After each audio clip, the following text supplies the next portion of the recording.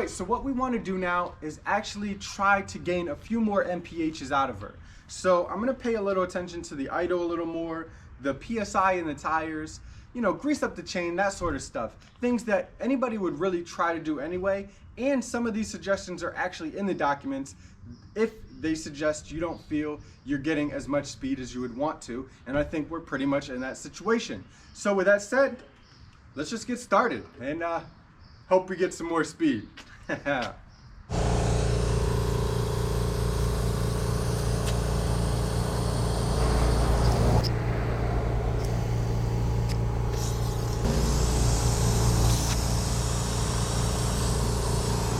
So all you need to do is loosen up this bolt right here, and when you do that you can move this assembly, this whole piece with the tire, back or forward. And the chain's a little tight right now, so I'd like just maybe half a centimeter more slack. All right, so you can see there's just a little bit of flex in the chain. It probably goes up and down about 1/3 of a centimeter now, whereas before it was just very locked in. Just that little bit of difference might help out. So pro tip, just make sure your tires on directly straight before you tighten everything up, and mine looks pretty good here. So if you do feel like it's driving funny, then it's probably just not aligned correctly. All right, now I just want to grease up these bearings a little. Don't go crazy, just a little squirt. It's probably already okay.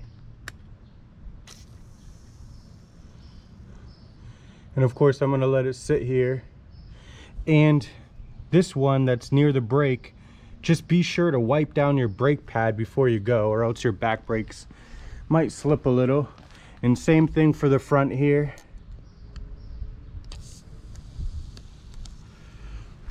See it dripping down the brake caliper? So you don't want too much, and you definitely want to clean that up.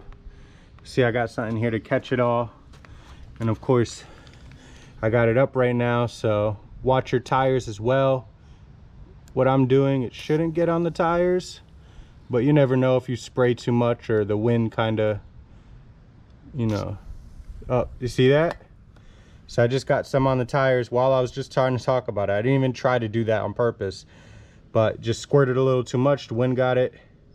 So you just want to clean up that sidewall. Quick fuel line inspection. So my lines are connected very well. You see there's fuel in the go and return. So now I'm just checking my zip ties here. And you want a little bit of pressure, but it's not pushing on it. Here, this one's a little tighter, so I'm just checking a little more. I don't see any creases in the fuel line. I'm moving it around, it seems free, so I think our fuel lines are good. And the idle, with everything that I've done, I'm gonna actually leave the idle just where it is, because again, I did 2 turns already, and it's hard to tell where they had it to begin with, but they say a max of 3 turns. So I kind of want to be easy there. So we'll just see. And the throttle cable, you can see when I twist a little here, if I come down here, just seems to be a little bit of slack right there. So I just want to see if I can tighten it up.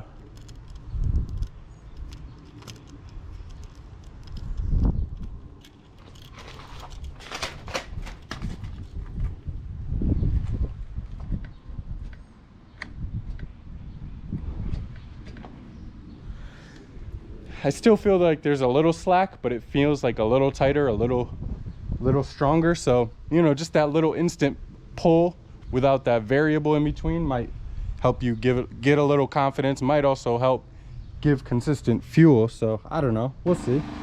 All right, so we are back at it. We did all of our updates to the scooter, our changes, and now I got my little GPS app out, and we shall see if we can break that 21 mile per hour mark. Ideally, I would like to be over 25 miles per hour. So let's get to it.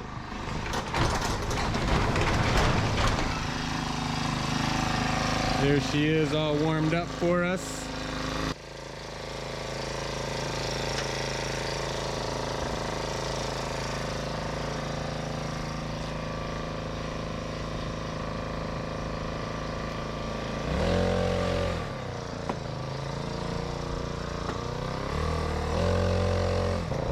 Torque feels all right.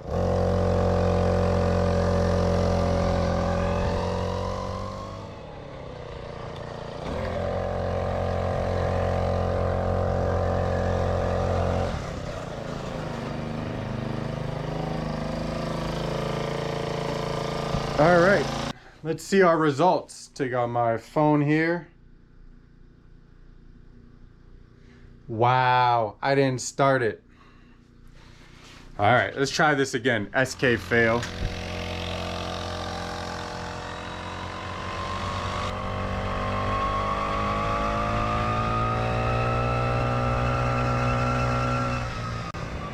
All right, there is our results from the first update. So we did gain 1.5 miles per hour. So we're at 23 miles per hour. Now I did just do the idle adjustment. Let's see if it's better or worse.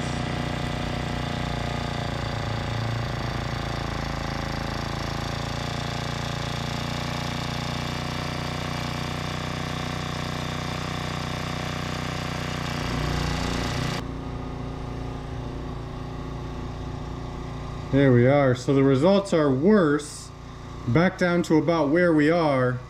So I'm about to turn down the idle again. Yeah, and let's see if we can get it back to that sweet spot of almost 23 miles an hour.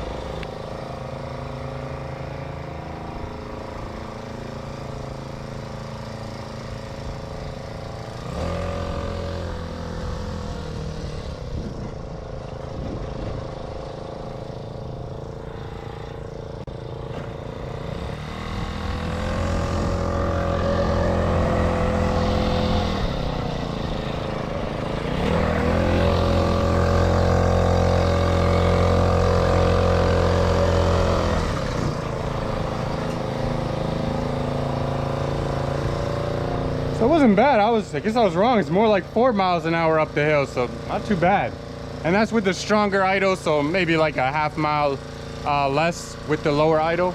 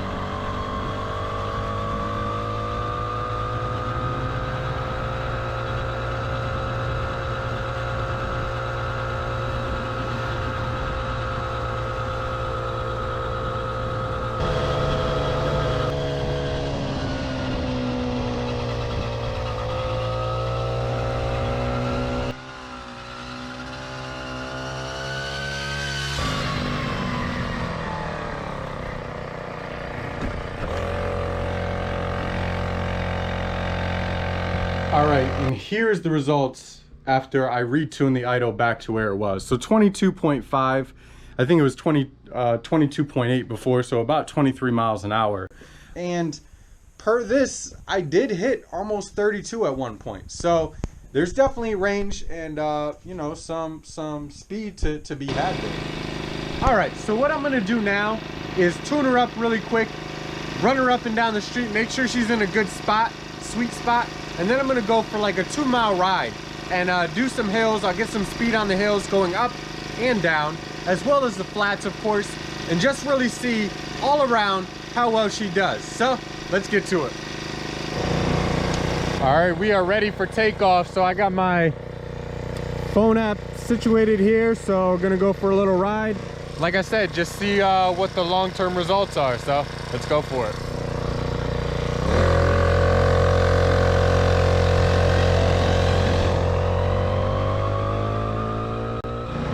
All right, so so far I've done 20.5 miles per hour and I've gone just over a kilometer. So I'm gonna do some hills now, so let's go see the speed.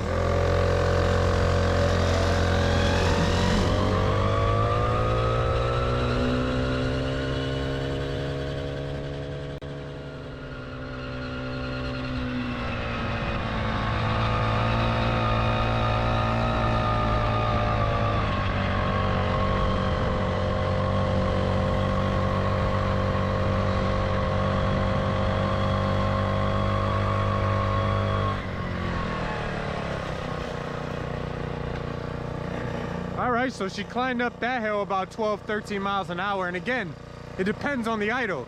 So if I turn the idle a little bit down so it's not gonna flood as much, I probably would have climbed it up maybe like another mile per hour faster, but that was good to me. So let's keep going.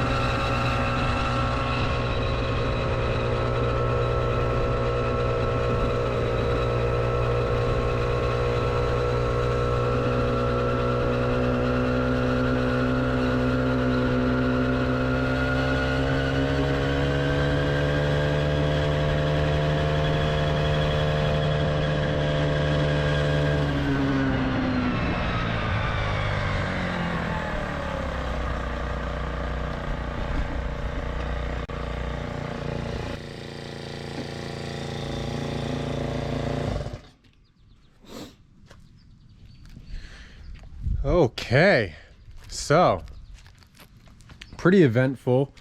Let's see here. I know it's daylight, so it's a little hard to see. There we go. 21.9 miles per hour was my top speed. I went 5.8 kilometers. I'm at 14 feet elevation, and I was out there for about 15 minutes. So obviously the you know, earlier I showed that I was able to go just about 24 miles per hour.